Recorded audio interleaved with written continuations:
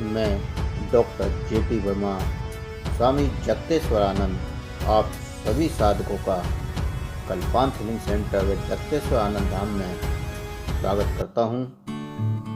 मेरे द्वारा कराई जाने वाली अनेक साधनाओं को सीखने के लिए व आध्यात्मिक रहस्यों को और ध्यान की गहराइयों को जानने के लिए मेरे चैनल को सब्सक्राइब करें, वे बेल बटन को दबाएं, जिससे सबसे पहले आपको साधनाओं को जानने का व करने का मौका मिले। और वीडियो पसंद आने पर लाइक करें, कमेंट करें, साथ ही शेयर भी करें, जिससे और साधकों को भी सीखने का व करने का मौका मिल सके। कल्पांत मानसोपचार साधना में आप सभी साधकों का स्वागत है। कल हमने जाना कि ध्यान क्या है, मन का निग्रह कैसे संभव है, और साथ में मन के चंचल मन की संयम के बारे में जाना। विषय को आगे बढ़ाते हैं। आत्म संयम। बहुत बार हम छोटी छोटी बातों पर क्रोध करते हैं जिसका कोई औचित्य नहीं होता। यदि कभी कोई काम वाला या काम वाली आने में जरा सी देर कर दे तो हम फ़ोन करना शुरू कर देते हैं और फ़ोन पर ही उसे डांटना शुरू हो जाता है। आपके इस गुस्से का काम वाली पर या काम वालों पर तो कोई असर नहीं होता और न ही कोई प्रभाव पड़ता है।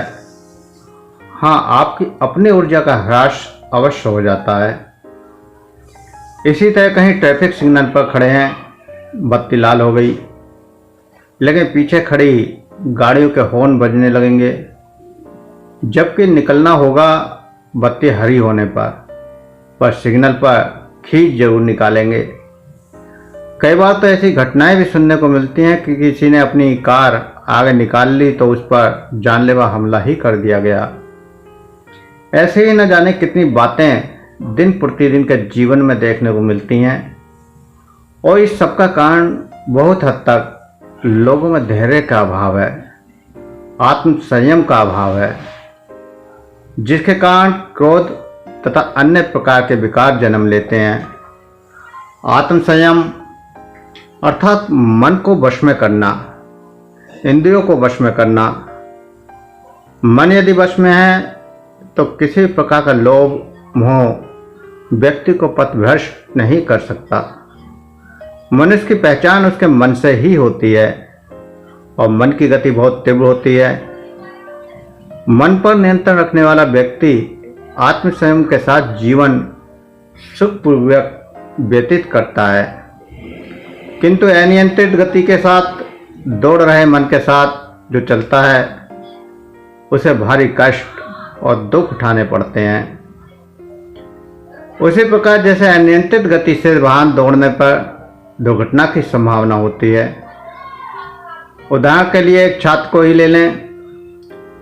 अपना कोर्स तैयार करते समय, परीक्षा की तैयारी करते समय यदि उसका मन इधर उधर भागेगा तो पढ़ाई में मन नहीं लगेगा और परीक्षा में अच्छे अंक प्राप्त करने से वह वंचित रह जाएगा।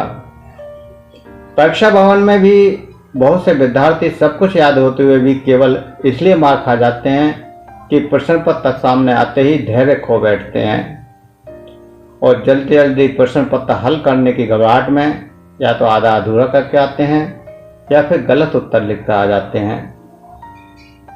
यदि पढ़ाई करते समय ही उन्हें अपने मन पर नियंत्रण रखना, भावनाओं पर नियंत्रण रखना, धैर्य के साथ प्रश्नों को समझकर उनका उत्तर देने की शिक्षा दी गई होती तो उनके प्रदर्शन में बहुत सुधार हो सकता था। लेकिन आज ये शिक्षा कहीं नहीं मिलती, ना तो स्कूल में, ना घर में और ना ही समाज में। हर जगह हर कार्य को जल्दी करने की सलाह दी जाती है। हर विषय पर ज़्यादा से ज़्यादा तीव्र गति से पूरा करने के लिए उस पर दबाव बनाया जाता है। और इस दबाव की वजह से स्वयं के ऊपर नियंत्रण खत्म होता जाता है और जीवन भर ये नियंत्रण कष्ट देता है। इस प्रकार आत्म संयम का अर्थ हुआ धैर्य। जीवन के हर क्षेत्र में धैर्यवान होना आवश्यक है। जीवन में हर क्षेत्र में धैर्यवान रहने की जरूरत पड़ती है, चाहे वो क्षेत्र फिर प्रेम का क्षेत्र हो, व्यवसाय का क्षेत्र हो, घर परिवार का चलाने का क्षेत्र हो। जब हम अपनी भावनाओं को उन्मुक्त रूप से प्रभावित होने देते हैं तो हमारी बहुत सारी ऊर्जा समाप्त हो जाती है। जो शक्ति कार्य करने में व्यय होनी चाहिए थी वह व्यर्थ की भावनाओं में खर्च हो जाती है और नष्ट हो जाती है। जब मन पूर्ण रूप से स्थिर एवं एकाग्र होता है तभी उसकी शक्ति सकारात्मक कार्यों में व्यय होती है। क्रोध, ईर्ष्या, द्वेष, लोभ, मोह, स्वार्थ ये सब मन के भटकने के ही कारण हैं और मन की इस भटकन के साथ कोई भी कार्य एकाग्रता से नहीं हो पाता। आत्मनियंत्रण से प्रबल इच्छा शक्ति उत्पन्न होती है और प्रबल इच्छा शक्ति संपन्न व्यक्ति ही प्रगति पथ पर अग्रसर हो सकता है। जिस तरह दीमक अपने निवास के निर्माण के लिए धीरे धीरे बोवी बनाती है, उसी तरह परलोक में अपने जीवन को सुधारने के लिए किसी भी अन्य जीव को कष्ट पहुंचाए बिना पुण्य कर्मों का संग्रह करना चाहिए तथा दृढ़ निश्चय, दयालु तथा आत्म संयमी व्यक्ति ही स्वर्ग का अधिकारी बनता है, अर्थात मरणोपरांत भी उसकी कीर्ति विद्यमान रहती है। वास्तव में मन का सत्व, हृदय की विशालता और सौम्यता तथा उदारता, आत्म संयम, निष्कपट स्वभाव से ये सब एक साथ मिलकर पवित्रता कहलाते हैं। मानसिक पवित्रता हमारे अंदर संयम पैदा करती है। मन को सदा प्रसन्न रखना, सत्व, मन में मधुर भाव रखना, सौम्यता, व्यर्थ संभाषण से बचना, आत्मसंयम तथा मन में किसी प्रकार की भी कुत्सित भावना उत्पन्न न होने देना, शुद्ध भावना से समस्त कार्य करना ही मानसिक तप कहलाता है। ऐसा व्यक्ति दृढ़ निश्चयी होता है। मानसिक तप शारीरिक तप से ज्यादा प्रभावशाली होता है। शारीरिक तप, बहुत सारे साधु संतों को आपने देखा होगा कि वो अग्नि में तपाते हैं अपने आप को, चारों तरफ गर्मियों में आग जलाकर बैठ जाते हैं, बरसात में लगातार पानी में भीगते हैं या किसी नदी या तालाब में कई कई दिनों तक खड़े हो जाते हैं, सर्दी में नंगे बदन घूमते रहते हैं। तो इस तरह का शारीरिक तप इतना लाभ नहीं देता, इतना मानसिक आनंद या मानसिक उन्नति नहीं करता जितना कि मानसिक तप। अगर आप अपने मन को अंतः जगत में प्रवेश करा पाते हैं, अंतः यात्रा को कर पाते हैं, तो आप उस शारीरिक तप वाले से कई गुना ज़्यादा शीघ्रता से आगे पहुंच पाते हैं और अध्यात्म की ऊंचाइयों को स्पर्श कर पाते हैं। निश्चित रूप से मन को वश में करना बहुत कठिन कार्य है। मन की चंचल गति यत्न करते हुए भी विवेकी पुरुष को भी अपने साथ बहा ले जाती है। अतः आत्म संयम की नितांत आवश्यकता है, क्योंकि जिसका मन शांत है, जिसकी इंद्रियां वश में है, वही परमात्म तत्व को प्राप्त कर सकता है। परमात्म तत्व को प्राप्त करना या परमात्म तत्व को जानना बहुत सहज है, लेकिन उस सहजता में हमारे मन का बड़ा रोल है। जब तक हम मन के भावों को सकारात्मक नहीं बना पाते, तब तक हम उस परमात्मा के रास्ते पर नहीं बढ़ पाते।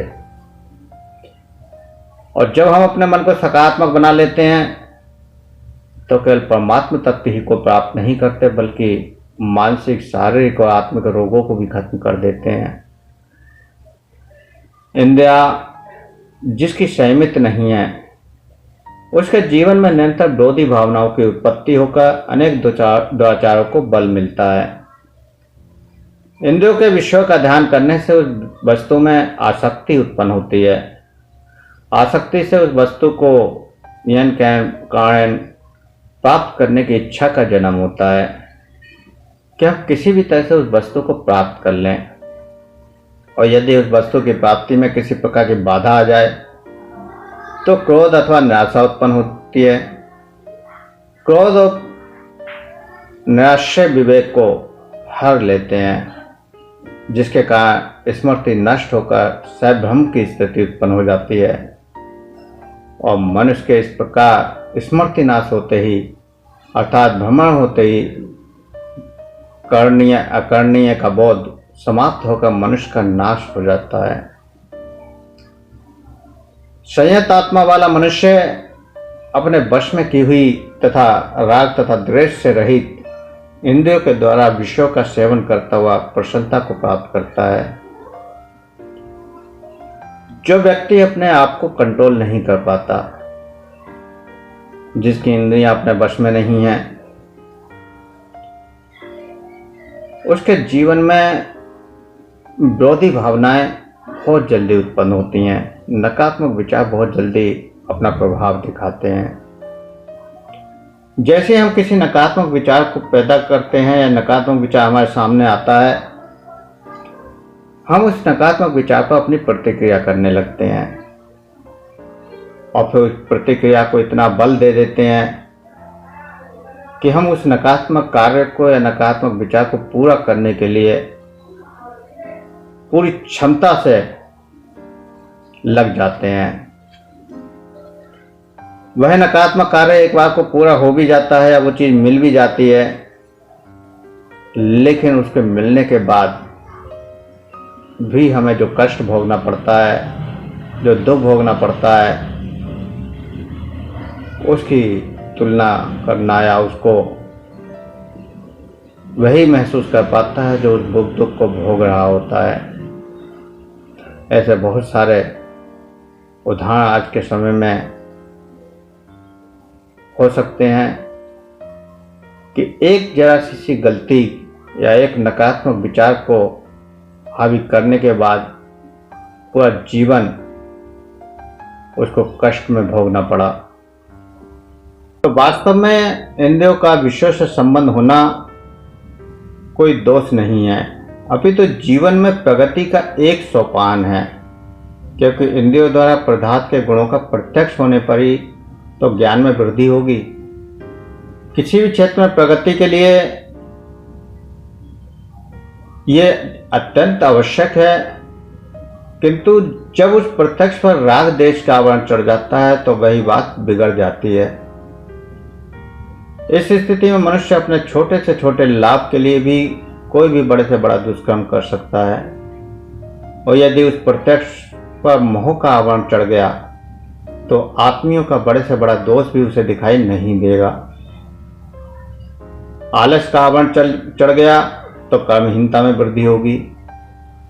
ये सभी स्थितियां प्रगति में बाधक हैं, किंतु राग, देश, मोह, आलस आदि किसी भी प्रकार के दोष से रहित इंद्रियों के द्वारा जब पदार्थ के गुणों का मनुष्य प्रत्यक्ष करता है तो प्रत्येक व्यक्ति के उचित मूल्य का ज्ञान हो जाता है और मनुष्य आनंद तथा शांति को प्राप्त होता है। और आनंदित तथा शांति चित्त मनुष्य एकाग्रचित होकर अपने कार्य में लीन होता है, तभी उन्नति को प्राप्त करता है। यहाँ एक शंका हो सकती है कि फिर तो मन को वश में करने के लिए व्यक्ति को सन्यासी ही हो जाना चाहिए। ऐसा नहीं है। वैराग्य का अर्थ ये कदापि नहीं है कि एक गृहस्थी भी वैराग्य का अभ्यास कर सकता है। अपने समस्त कर्मों को निष्काम भाव से करके, अपने समस्त उत्तरदायित्व की पूर्ति निरासक्त भाव से करके तथा जैसा सुख दुख का अनुभव मुझे होता है वैसा ही दूसरे को भी होता है, ऐसा जानकर सब में समभाव से व्यवहार करता हुआ प्रत्येक व्यक्ति वैराग्य का ही आचरण करता है। जब मनुष्य ध्यान की गहराइयों में उतरना शुरू हो जाता है तो वह साक्षी भाव से सब कुछ देखने लगता है। साधना के लिए या वैराग्य के लिए संन्यास लेना जरूरी नहीं है, अर्थात घर बार छोड़ना जरूरी नहीं है। घर में रहकर ही, गृहस्थ में रहकर ही सभी अपने क्रियाओं को करते हुए, अपने सभी कार्यों को पूरा करते हुए, अपने कर्मों को पूरा करते हुए हम जीवन में वैराग्य भी उत्पन्न कर सकते हैं और मन में शांति और आनंद भी उत्पन्न कर सकते हैं। जो व्यक्ति घर में आनंद को प्राप्त नहीं कर सकता या मन को शांत नहीं कर सकता, वह जंगल में जाकर भी अपने मन को शांत नहीं कर सकता। अगर घर में कुछ आप नहीं मिलता तो बाहर भी कुछ नहीं मिल सकता। इसलिए हम जो चाहें वो सब अपने घर में रहते हुए, अपने सभी कार्यों को करते हुए पूर्ण कर सकते हैं और सब कुछ पा सकते हैं। एक विद्यार्थी जब सब ओर से ध्यान हटाकर केवल अपने अध्ययन में ध्यान लगाता है तो वह भी वैराग्य का ही आचरण कर रहा होता है। मन में व्यर्थ की झुंझलाहट न लाना, लालच न करना, दूसरों की प्रगति से ईर्ष्या न करना, अपरिग्रह आदि सभी वैराग्य के ही आचरण हैं। इस प्रकार के आचरण से इंद्रियों पर स्वतः ही संयम हो जाता है और इस प्रकार आत्म संयमित व्यक्ति इच्छाओं से मुक्त होता जाता है। उसका हृदय शांत हो जाता है, वह आत्मज्ञान को प्राप्त होता है। यद्यपि ऐसा करना थोड़ा कठिन है, किंतु इसके लिए कुछ ज़्यादा करने की जरूरत भी नहीं है। बस प्रतिदिन कुछ पल ध्यान लगाने की जरूरत है। प्रतिदिन निश्चित समय पर स्वच्छ स्थान पर शुद्ध आसन पर बैठकर और जहाँ तक संभव हो शांत कक्ष में बैठकर सब ओर से इंद्रियों को हटाकर सर्वप्रथम श्वास को नियंत्रित अथवा शांत करने का प्रयास करके करना चाहिए, क्योंकि श्वास प्रश्वास की गति नियमित अगर नहीं होगी तो ध्यान में एकाग्रता भी नहीं आएगी। श्वास प्रक्रिया नियंत्रित होने के बाद अपने लक्ष्य पर ध्यान एकाग्र करने का प्रयास करना चाहिए। अध्यात्म वृत्ति के लोग अपने आराध्य पर ध्यान एकाग्र कर सकते हैं। आरंभ में तो कठिनाई होगी, किंतु धीरे धीरे ध्यान लगने लगता है। ध्यान की ही अवस्था में अपने भीतर झांकने का प्रयास करना चाहिए और फिर धीरे धीरे लक्ष्य के प्रति एकाग्र होना और संयमित होना चाहिए। मन संयमित होने से, लक्ष्य के प्रति एकाग्रता आने से कार्य कुशलता में वृद्धि आ जाती है। आत्म संयम के द्वारा कार्य करते हुए लक्ष्य को प्राप्त हुआ जा सकता है। इस प्रकार काम क्रोध से रहित तथा चित्त को वश में किए हुए व्यक्ति को आत्म तत्व का ज्ञान हो जाता है। तो जरूरी है हम अपने मन को संयम करने के लिए, आत्मा को संयमित करने के लिए ध्यान रोजाना लगाएं। अगर हम रोजाना ध्यान लगाते हैं तो निश्चित रूप से हमारे अंदर सकारात्मक भाव प्रबल होने लगेंगे, मन से नकारात्मकता निकलने लगेगी और हमारे अंदर शांति और आनंद की लहरें दौड़ने लगेंगी। हमारा मन एकाग्र होने लगेगा, स्थिर होने लगेगा और फिर मन की चंचलता खत्म हो जाएगी। वाणी का संयम। एक कहावत है कि वशीकरण एक मंत्र है, तज दे वचन कठोर। वाणी में इंद्रियों को चलायमान करने की शक्ति होती है, अतः वचन का संयम मनुष्य के लिए अति आवश्यक है। किसी को ताना मारना, चिढ़ाना, गाली देना, घृणा का भाव प्रदर्शित करना, बुरी निगाह से देखकर भद्दा मजाक करना आदि असंयमित वचन के लक्षण हैं। इनसे बचना वाणी का संयम कहलाता है। कठोर शब्द वैमनस्य उत्पन्न करते हैं और वर्षों की पक्की मित्रता को क्षण भर में तोड़ देते हैं। इसके विपरीत प्रेम भरे मीठे वचन बड़े से बड़े दुश्मन को भी दोस्त बनाने में सहायक सिद्ध होते हैं। कहा भी है कि शब्द में अपरंपार शक्ति होती है। मंत्र का दूसरा नाम शब्द ही है, जिससे असंभव से असंभव कार्य भी संभव हो जाता है। परंतु प्रत्येक शब्द मंत्र नहीं हो सकता। उसी प्रकार प्रत्येक व्यक्ति के मुख से निकला मंत्र अपना प्रभाव भी नहीं दिखा सकता। जिस मनुष्य को संयम करना आता है, केवल वही उस मंत्र को प्रभावित कर पाता है। उसी की वाणी में वह अद्भुत शक्ति होती है जो सुनने वाले के मन को मोह लेती है अथवा उन पर अपना प्रभाव डाल पाती है। संयमी व्यक्ति के भाषण में एक प्रभाव उत्पोधक विद्युत शक्ति होती है, जो उसके सुनने वालों से जो चाहती है वह करा लेती है। महापुरुष ऋषियों मुनियों के मुख से निकले प्रत्येक शब्द में वह शक्ति होती है। उसका एक एक शब्द अमोघ मंत्र होता है। उनका आधार सत्यता होता है। वचन को संयमित करने का एकमात्र उपाय मौन अवलंबन है। मौन में बड़ा बल होता है। मौन का एक नाम शांति भी है, जिससे सृष्टि की सभी वस्तुएं उद्भूत हुई हैं, जिसमें वे स्थित रहती हैं और अंत में जिसमें वे सभी विलीन हो जाएंगी। वेदों में जिस स्तर पर मौन की व्याख्या की गई है, वहां उसको शांतम कहा गया है, जिसका अभिप्राय सुख और आनंद है। और शांतम को ही प्रणव ओम या सोहम कहते हैं, जो सदा हमारे श्वास प्रश्वास में रमा रहता है। सृष्टि का सारा काम मौन व्रत होता है। घर में बच्चे की वृद्धि मौन व्रत होती है। वृक्ष आदि मौन व्रत उत्पन्न होते हैं, बढ़ते हैं और नष्ट हो जाते हैं। जीव ब्रह्म साक्षात्कार कर लेने के बाद सर्वथा मौन हो जाता है। प्रकृति मौन है। ब्रह्म जो अदर्शनीय है स्वयं मौन है। और यही मौन की अमित शक्ति का सबसे बड़ा प्रमाण भी है। अपनी वाणी को संयमित करने के लिए हमें सप्ताह या महीने में एक दिन बिल्कुल मौन रहना चाहिए। उस दिन एकाग्रचित होकर आत्मा और परमात्मा का चिंतन करना चाहिए।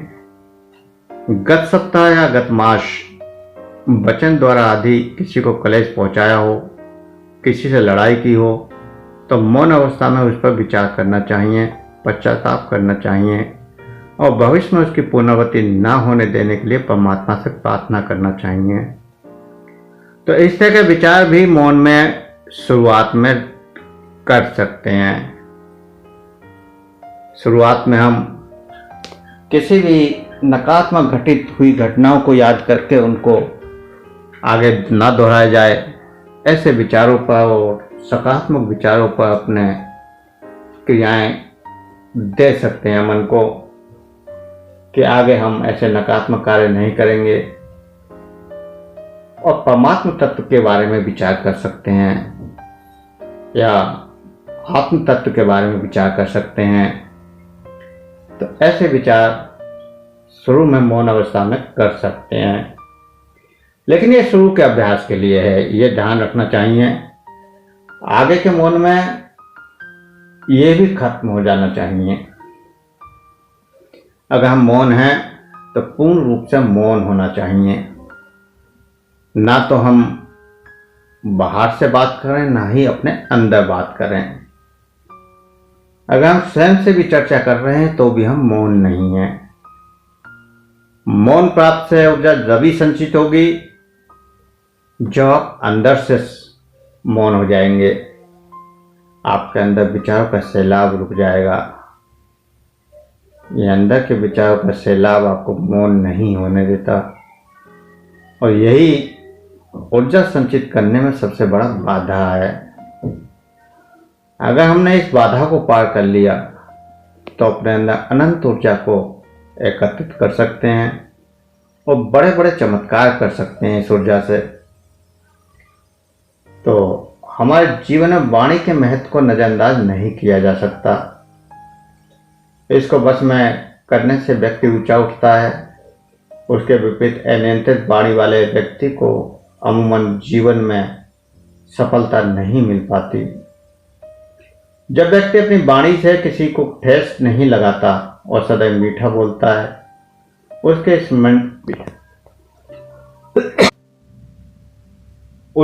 इष्ट मित्रों का दायरा अधिक हो जाता है और लोगों के सहयोग व समर्थन के कारण वह अधिक शक्तिशाली बनकर उभरता है। इसके विपरीत कटु वचन बोलने वाला जीवन में अकेला पड़ता चला जाता है। सामाजिक प्राणी होने के नाते मनुष्य के लिए बातचीत तक का अत्यंत महत्व है। जो लोग मन बुद्धि ज्ञान से वाणी का प्रयोग करते हैं वे हित की बातों को समझते हैं। जो बुद्धि से शुद्ध करके वचन बोलते हैं वे अपने हित को भी समझते हैं और जिसको बता रहे हैं उसके हित को भी समझते हैं। मधुरता से कही गई बात हर प्रकार से कल्याणकारी होती है, परंतु वही बात कठोर व कटु शब्दों में बोली जाए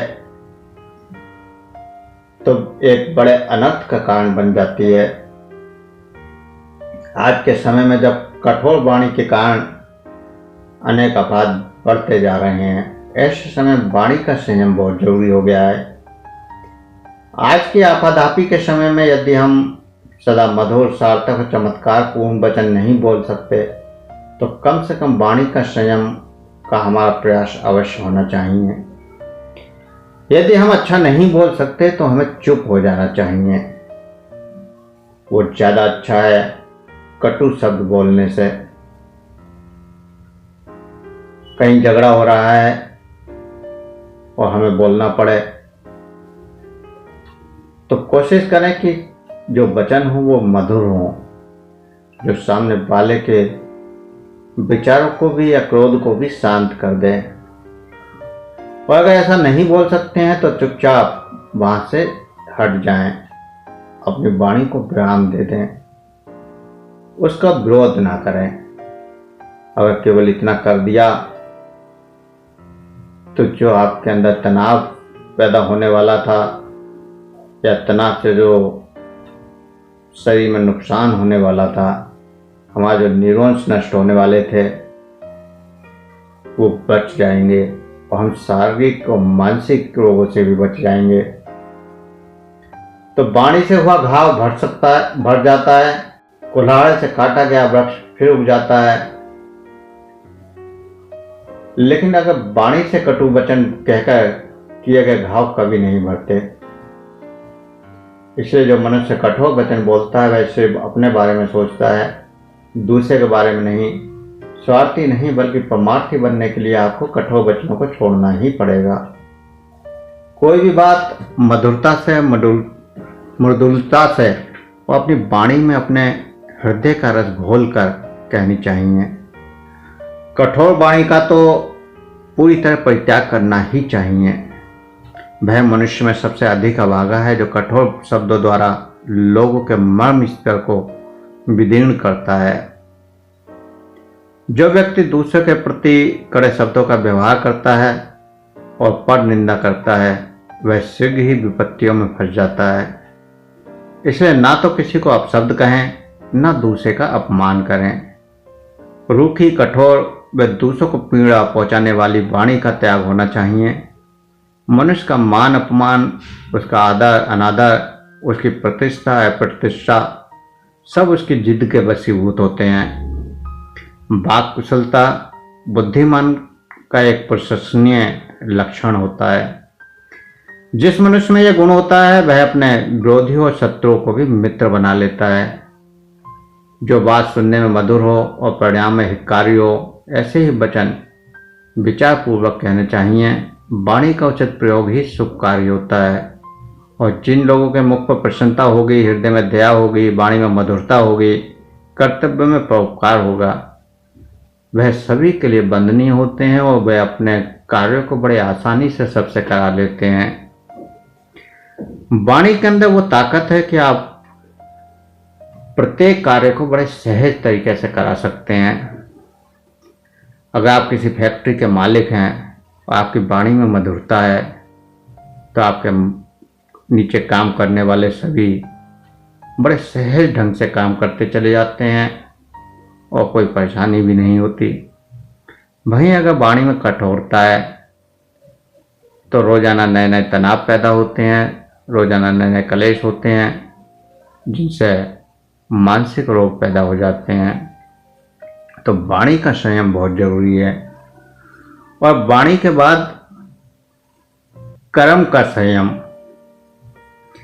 सत्कर्म और असत्कर्म को समझकर आचरण करना कर्म का संयम है। इस कार्य में विवेक और बुद्धि से सहायता लेनी चाहिए। जब कोई सत्कर्म सामने आए एवं जिसे बुद्धि अच्छा समझे उसे तुरंत कर देना चाहिए। जैसे दान की इच्छा हुई तो तुरंत कर दो, कहीं अवसर निकल ना जाए और फिर पछताना पड़े। निष्काम कर्म सबसे उत्तम होता है। हालांकि यह आसान नहीं है, परंतु असंभव भी नहीं है। अभ्यास से संभव हो जाता है। कर्म करते हुए उनमें लिप्त नहीं होना चाहिए, यही कर्म का संयम है। सच झूठ को समझना, उसका आचरण करना कर्म का संयम कहलाता है। इस काम में विवेक ही बुद्धि से सहायता लेनी चाहिए। ये स्वाद कर्म में ही होता है। जो कर्मयोगी हैं उनके रास्ते में चाहे कितनी ही मुश्किल क्यों ना आ जाए, उनको अपने कर्म के रास्ते से नहीं हटना होता। निष्काम कर्म जीवन यात्रा का एकमात्र सहारा होता है, सहचर होता है। लोगों की सेवा करनी चाहिए, लेकिन इस सोच से नहीं कि आप लोगों पर कोई उपकार कर रहे हैं, बल्कि यह समझकर कि यह आपका कर्तव्य है। कर्म का संयम निष्काम सत्कर्म में है। मुश्किलें तो हर काम में आती हैं, लेकिन मुश्किलों का सामना करने से ही वे हल भी हो जाती हैं। कर्म में आसक्त न होना कर्म के संयम का दूसरा साधन है। और शरीर अपना कर्म करता रहे, किंतु मन को उससे तटस्थ रखना चाहिए। कर्म में ही लगे रहने का नाम ही तो बंधन है। कर्म का संयम और कर्म का बंधन दोनों अलग अलग बातें हैं। कर्म का संयम अर्थात जो हम कर रहे हैं उसको सोच समझ कर कर रहे हैं और निष्काम भाव से कर रहे हैं। आज कोरोना वायरस में बहुत सारे लोगों ने बहुत सारे लोगों का भला किया। जिसकी भी बस में जो भी था उस तरीके से उसने लोगों की मदद की, लेकिन उस मदद के बदले उसने कोई आशा नहीं की और लगातार वो करता चला गया जो भी उसमें उसके बस में था। लेकिन कुछ लोगों ने इसी मदद के बहाने से अपना नाम करने के लिए बहुत सारे ऐसे कार्य किए। तो जिसने निष्काम भाव से कर्म किया और जिसने नाम पाने के लिए या दिखावा करने के लिए या अपनी पहचान बनाने के लिए किया, उन दोनों में जमीन आसमान का अंतर है। वह कर्म का बंधन है जिसने नाम के लिए किया, और जिसने निष्काम भाव से किया वो कर्म का संयम है। तो विषय को आगे बढ़ाते हैं। सदाचार। सदाचार दो शब्दों के मेल से बना है। सत प्लस आचार, अर्थात हमेशा अच्छा आचरण करना। सदाचार मानव को अन्य मानवों से श्रेष्ठ साबित करता है और सदाचार का गुण मानवों में महानता का गुण सर्जित करता है। सदाचार ही वह गुण है जिसे हर व्यक्ति देखने की इच्छा करता है। मानव को समस्त जीवों में श्रेष्ठतम माना जाता है, क्योंकि मानव ने अपने विवेक और सदाचार से अपनी महानता साबित की है। सदाचार का गुण व्यक्ति में सामाजिक वातावरण तथा पारिवारिक माहौल में उत्पन्न होता है। जो व्यक्ति इन गुणों को आत्मसात कर पाता है वह समाज के लिए मार्गदर्शक और प्रेरणादायी होता है। हमें अपने जीवन में सदाचार को पूरी गंभीरता से शामिल करना चाहिए। इस प्रकार हम अपने जीवन को श्रेष्ठ करेंगे, साथ ही औरों के लिए भी प्रेरणादायक बन जाएंगे। आज के युवाओं में सदाचार के गुणों का अभाव होता जा रहा है, जिससे आए दिन भ्रष्टाचार, अपराध और आपराधिक घटनाओं को बढ़ावा मिल रहा है, जिसका प्रतिकूल प्रभाव हमारे राष्ट्र के विकास पर भी पड़ रहा है। आज के युवाओं को ये प्रण लेना चाहिए कि वह सदाचार अपने जीवन में अपनाएंगे। मनुष्य की मनुष्यता उसके चरित्र से निहित होती है, और चरित्रहीन व्यक्ति को हमारे समाज में पशु के समान माना जाता है। सदाचार के गुणों का विकास करने के लिए माता पिता गुरुजनों को बचपन से ही ध्यान देना चाहिए।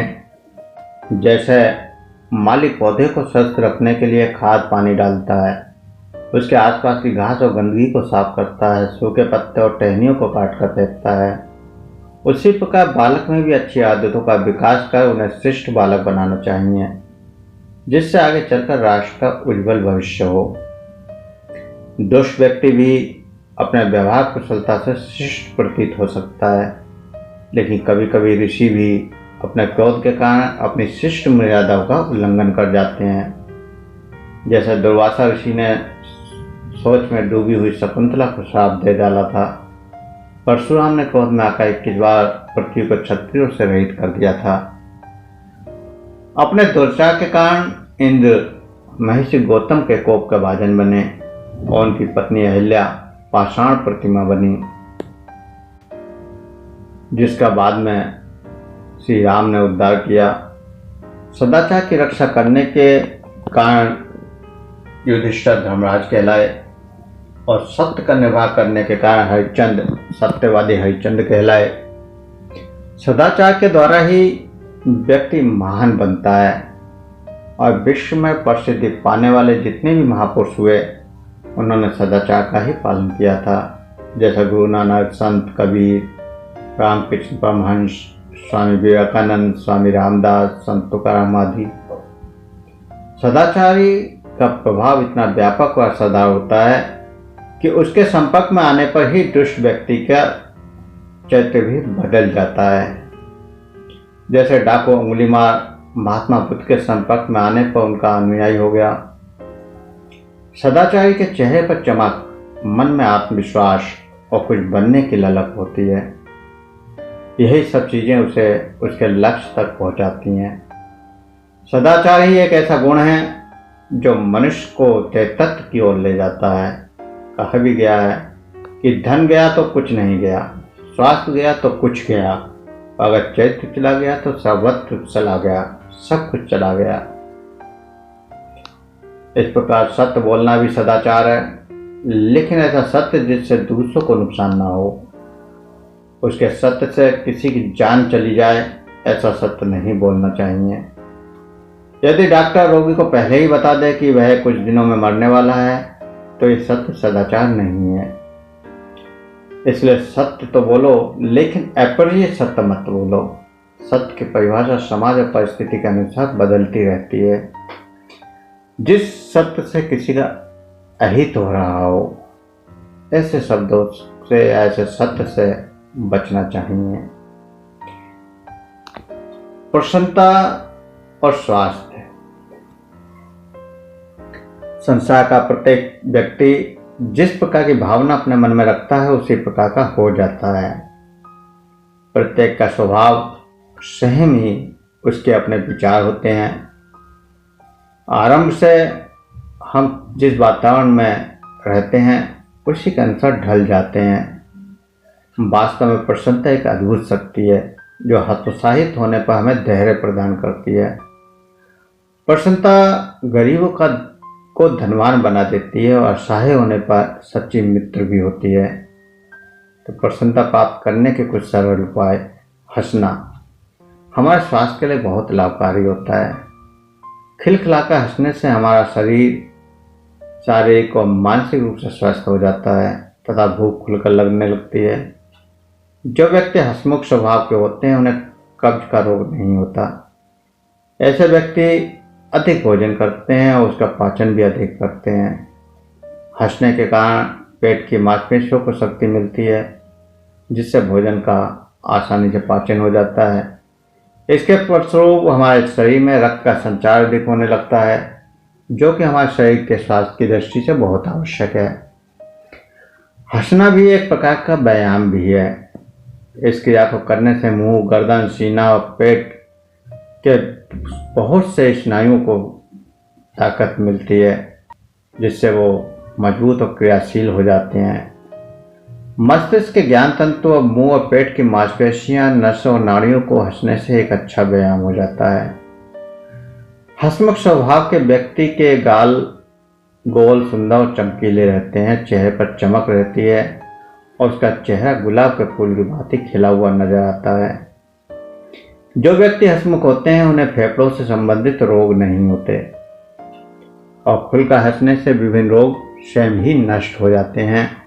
जैसे टीबी जैसे खतरनाक रोग भी अगर खुलकर हंसा जाए तो ठीक हो सकता है, या लंग्स से संबंधित रोग कुछ दिन के खुल के हंसने से ठीक हो जाते हैं।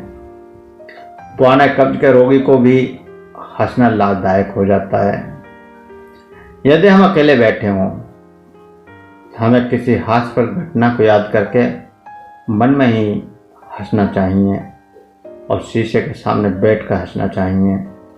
हमें छोटे छोटे बच्चों से बातें करनी चाहिए क्योंकि उनसे बातें करने में हंसी का मौका मिलता है।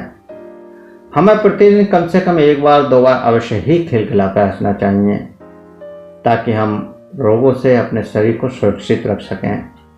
हंसने से हमारे गालों पर झुर्रियाँ नहीं पड़ती और बुढ़ापा भी नहीं आता। तो हंसना बहुत जरूरी है। साथ ही साथ मुस्कुराते हुए व्यक्ति को सभी पसंद करते हैं और मुस्कुराने से स्वयं की असीम प्रसन्नता का अनुभव भी प्राप्त होता है। किसी प्रकार की परेशानी होने पर हमें मुस्कुराहट के साथ उसका सामना करना चाहिए। इससे हमारी आधी परेशानी स्वयं ही नष्ट हो जाएगी। स्कूल में बच्चों को हमेशा मुस्कुराते रहने की सलाह दी जानी चाहिए। किसी रोग से पीड़ित व्यक्ति से मुस्कुराकर ही बात करनी चाहिए। इससे रोगी को अधिक राहत मिलती है तथा उसका दर्द भी बढ़ जाता है। जो व्यक्ति सुख और दुख दोनों ही परिस्थितियों में मुस्कुराता रहता है वह धन्य है। कहा गया है कि मृदुल स्वभाव, होठों की हल्की मुस्कान और कुछ स्नेह भरे शब्द किसी को इतना सुख दे सकते हैं जितना कि लाखों रुपए से भी उसने न खरीद सके। हंसने और मुस्कुराने में किसी भी प्रकार का खर्च नहीं होता और इससे हमारा मन प्रसन्न हो जाता है और हम तनावग्रस्त होने से बच जाते हैं। इसी तरह से गुनगुनाना, प्रसन्नता का तीसरा साधन गुनगुनाना भी है।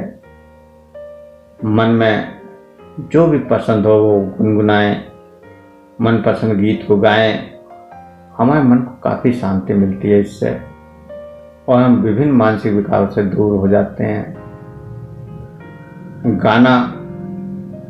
गाना प्रसन्नता का एक अचूक साधन है, किंतु ये नहीं कि हम सभी अपने कामों को छोड़कर सिंगर बनने के लिए चल पड़े। हमें जिस प्रकार से भी टूटा फूटा गाना आता हो उसे गाने को गाना चाहिए। इससे हमारा मन भी प्रसन्न होता है। मनोरंजन, हंसी मजाक, आमोद प्रमोद सभी प्रसन्न रहने के विभिन्न तौर तरीके हैं।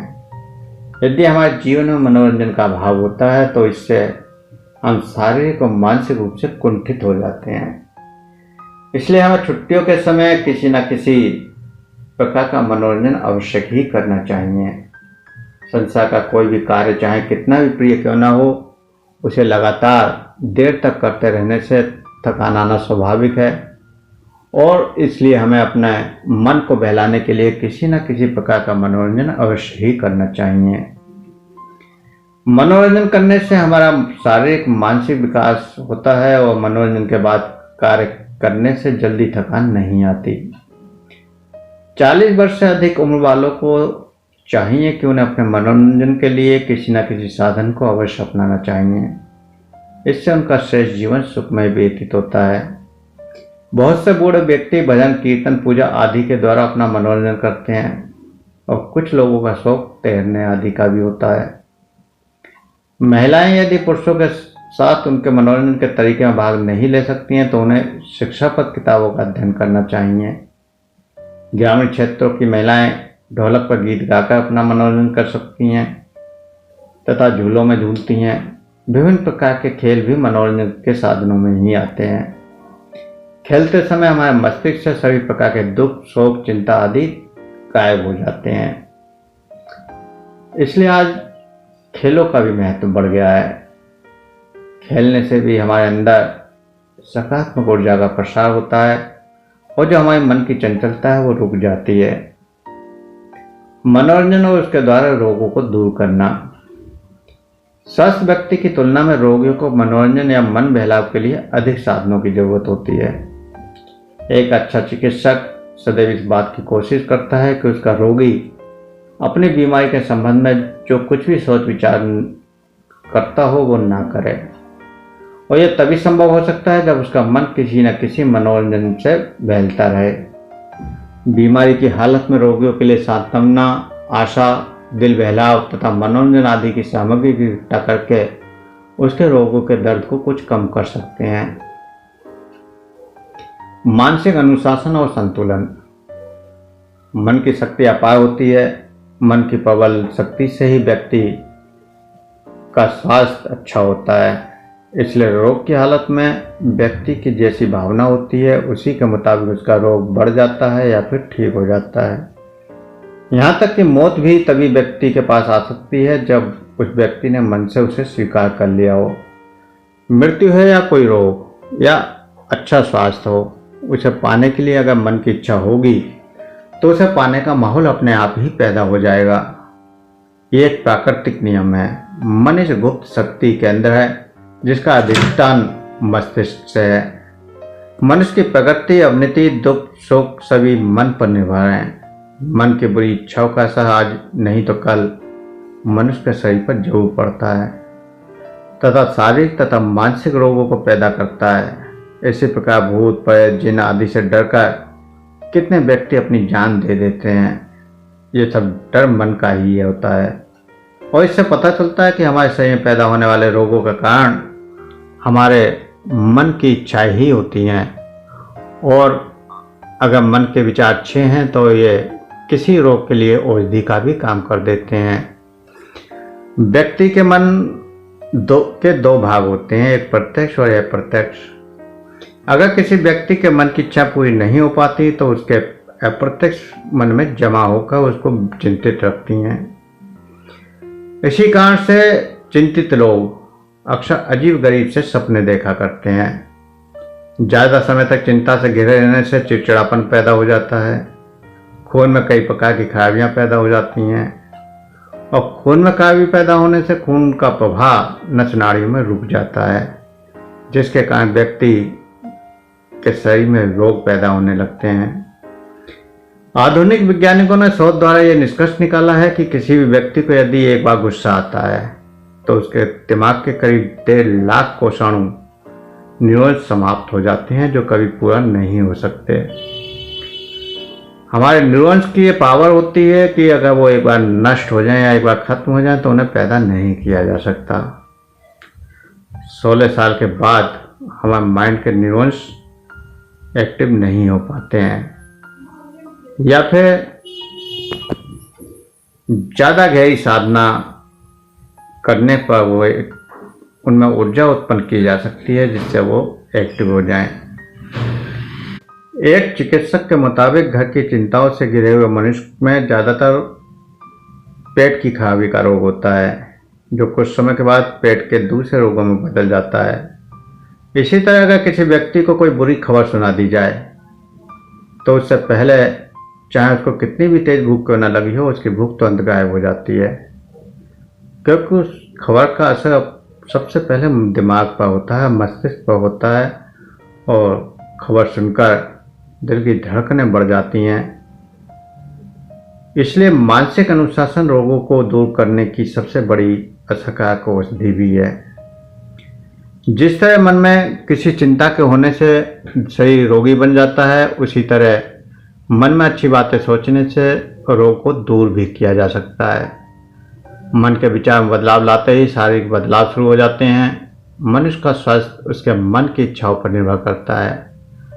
आज के समय में केवल दिशा निर्देश देकर ही अनेक रोगों को दूर किया जाता है, और हम अगर अपने संकल्प के द्वारा भी चाहें तो रोगों को दूर कर सकते हैं।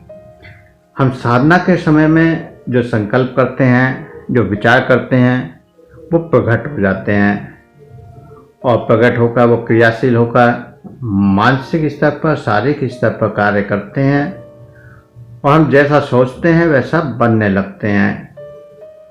क्योंकि ध्यान में सदा सकारात्मक विचार किए जाते हैं, सकारात्मक विचार दिए जाते हैं, इसलिए ध्यान करने वाला व्यक्ति हमेशा सकारात्मक होता है और ज़्यादा सुखी, आनंद जीवन व्यतीत करता है। तो आज यदि आप हमारी 21वीं सदी की चिकित्सा पद्धतियों से जुड़कर बिना दवा के सभी असाध्य रोगों का उपचार सहज में करना व जानना चाहते हैं, तो हमारे दूसरे चैनल कल्पांत हीलिंग सेंटर एवं जगतेश्वर आनंद धाम को सब्सक्राइब करें और उसमें दिए हुए उपायों को अपनाएं, जिससे आप बिना दवाइयों के सभी रोगों का उपचार करने में सफल हो पाएंगे। चैनल का लिंक नीचे डिस्क्रिप्शन में दिया गया है।